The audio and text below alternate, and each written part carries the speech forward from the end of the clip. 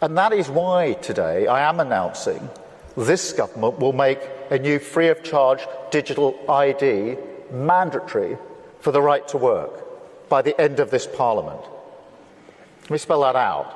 You will not be able to work in the United Kingdom if you do not have digital ID. Now, let me spell it out for you. Free of charge. Niche. And this is, of course, if it even happens, because, hey, you could say there's been a bit of a backlash. We'll get into all of that. I've got some very interesting stuff to share with you in this video. Some great insight into the old digital IDs. But straight off the bat there, this is, of course, the official announcement, okay? That we are going to get a digital ID that will somehow quite magically stop the boats and stop the illegal workers. We'll come back to that, actually, because it's all part of the funny footage that I'd like to share with you. But free, this is the first thing I think we ought to tackle, because it's quite important. Free, niche, nay. No, you, if this even comes off, it'll be you paying for it, of course. In fact, so much so, the rumours are that we're talking billions of pounds. Billions. Although I would say that maybe some, if not a lot, of the infrastructure's already been put into place, certainly post 2020, with some of the old medical passport type infrastructure that sounds very similar. I'm sure there's some of that going on. But free? Well, that's like saying the NHS is free. The NHS is free. No, nothing is free. And then, of course, you've got people's reservations like, a big database of all my details on it. All this talk of cyber attacks, great cyber attacks. Not sure I fancy me details being cloned very easily and identity stolen and all the rest of that with potential ease. And, of course, if you've been paying attention, and I know a lot of you have, of course, then we talk all about the reverse engineering of end goals and the stages in that. Digital currency, complete end of privacy, complete takeover of any form of sovereignty. There's all of that as well. But let's get into it, shall we, guys? Actually, do you know, I should have put it on the screen, actually, as I was talking there, because of the comedy factor before I share a couple of videos with you that are hilarious. But look closely.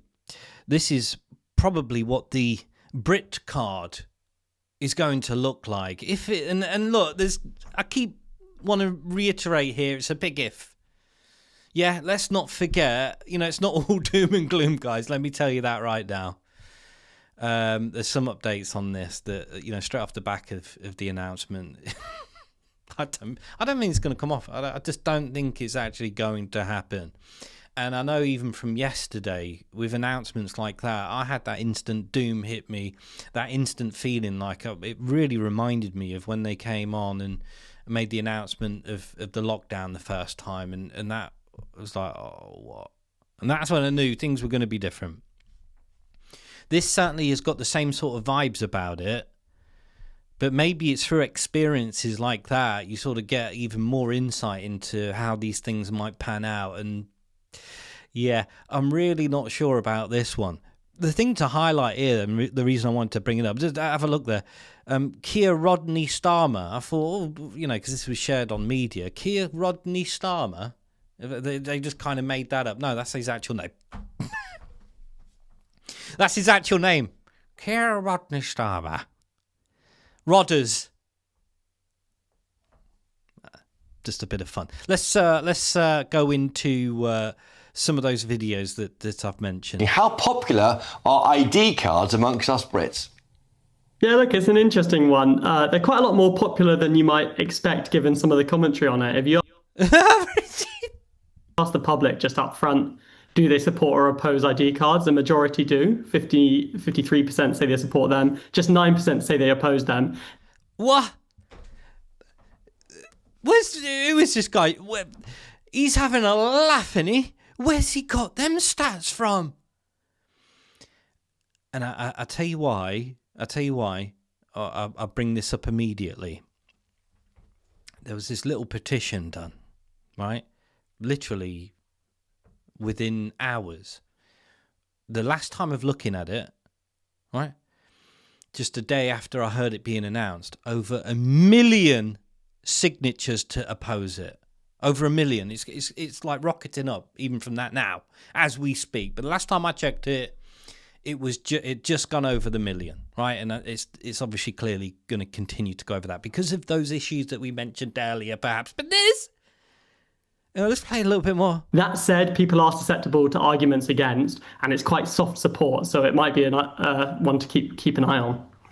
Yeah, we'll keep an eye on that one. Cheers for that, dude. Where they get some of these stats from and the information, I don't know. Who they survey, who they're asking, but apparently, yeah, just ignore the petitions, ignore almost. Let's not do misinformation. No misinformation here, right? Pay attention to social medias, right? It kind of tells you the whole sort of story, really, doesn't it? I think the next video I'm going to play is even better than this, though. But do watch out for the interviews on the street, right? Because that'll be the next thing, guys. Let me tell you that, yeah? Look out for the interviews on the street and asking the everyday folk about what they think of the old digital IDs. And in true mainstream media fashion, have a listen to some of the responses. I'm sure will be, well, I think it's a really good idea, and the reason I think it's so good, these IDs are going to stop the boats here, aren't they? So that's a really great idea. Yeah.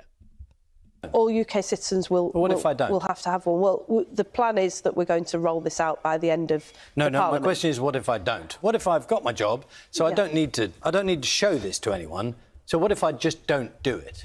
So if you don't have one, then you'll have a problem if you want to get a new job. No, I'm saying I'm not doing that. So I'm not seeking a job. So why should I get the digital ID card? Why indeed? This is Lisa. I just had a look at the name actually. Lisa Nandy, Secretary of State for Culture, Media and Sport. What a great job. As she continues to communicate, you'll hear that she has a kind of Angela Rayner thing going on, a bit of a twang. Why do I do it? Well, is there some fine for not doing it? Is there an incentive to do it? I'm just thinking I've got no reason to do it. Yeah, look, this isn't a heavy-handed approach. We're not planning to go around finding people. But what we are going to do is make sure that everybody's got one. In the same way, Charlie, as you've got a national insurance number. Right. Okay, so here we go then, guys. And this is what I really wanted to get into. It's not a heavy-handed approach, yeah? But if you want to work, you got to have it. And this is just a start. But here's the main point for me, right? This is the crucial factor. We've already got an NI number, right? We've already got passport. We've already got driving license. So why, in the name of friggery, would a digital ID stop illegal workers? That's my question. I think it's a pretty simple one. And the reason there might be a struggle for an answer for that is because it don't make sense. We've already got NI, we've already got ID, passports, driving licenses. The people working through illegal processes, right, and the businesses behind that practice, what they're going to do, all of a sudden say, I can't do this anymore, mate. No, did you hear? Yeah, digital ID's coming into it, and no, we can't have you working illegally anymore. Or the people who want to come across on the boat, because that's the other big thing about this, apparently. Yeah, it's going to stop the boats. No, you can't get on that boat anymore. Why? It's digital ID. Do the people on the boat? I mean, the whole thing about all of that anyway, it was my understanding that they can't work anyway. Right? Is this a misunderstanding? Am I missing something here, guys? Because I don't think so. Yeah, they don't work anyway. People coming across on the boats don't work because it's illegal for them to work. So what are we saying? That all of a sudden they're going to start working as well because of the digital ID? A citizen of this country, will make sure that everybody has a digital ID. So help me with this. I know we're plotting through this, but everyone watching who's got a job has got a national insurance number. So when these digital ID cards exist, if I just go to my employer and show them my national insurance number, is that not sufficient? Are they being precluded from employing me? It won't be sufficient. I just want to be really clear about that. Yeah, let's be really clear about all of this and wrap this up, shall we, guys? As I just said, right, it don't make sense.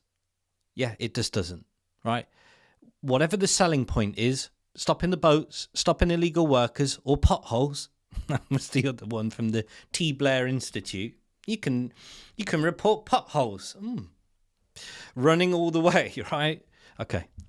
Whatever the selling job is, however safe and effective we are being convinced that this is, it don't make any sense. Certainly from the points of view that they're talking about. It just doesn't, right?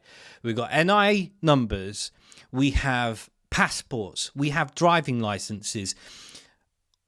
Yeah, a lot of that stuff is already, as much as it can be, digital, right, in the modern age. Yeah, people's details are already getting nicked online, right? Banking online, all the rest of it. No. As many of you are already suggesting and continue to do so, including the 1 million+ people who signed the petition. What this is about